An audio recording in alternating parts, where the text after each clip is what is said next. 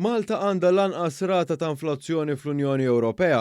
Dan ħareġ minn statistika maħruġa mill-Uffiċċju tal-Istatistika tal-Unjoni Ewropea l-Eurostat. F'kull stat membru l-inflazzjoni żdiedet anke minħabba l-gwerra fl-Ukrajna. Ir-rata ta' Malta matul Marzu kienet ta' 4.5% filwaqt li l-medja Ewropea hija ta' 7.8%.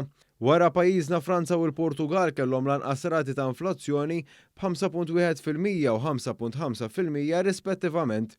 L-ogħla inflazzjoni kienet esperjenzata fil-Litwanja bi 15.6%, segwita mill-Estonja b'14.8%.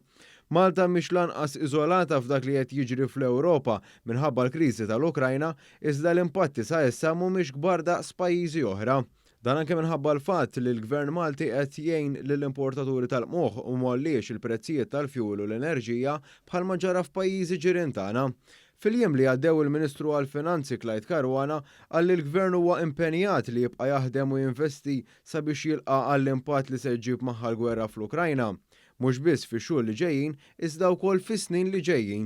Quddiem l-imsieħba soċjali fil-Kunsill Malti għall-Iżvilupp Ekonomiku u Soċjali, l-MCSD, il-Ministru Caruana saħħaq li bħalma għamel fix-xhur u snin li għaddew, il-Gvern se jibqa' ikun ta' spalla għas-setturi kollha u fl-istess ħin jissalvagwardja l-istrutturi tal-ekonomija Maltija.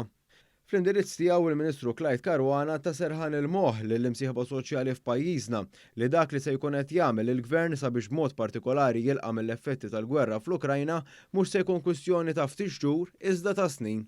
Il-Ministru Caruana semma wkoll kif il-Gvern qed jagħmel minn kollox sabiex ir-rata tal-inflazzjoni f'pajjiżna ma tarax żieda kbira.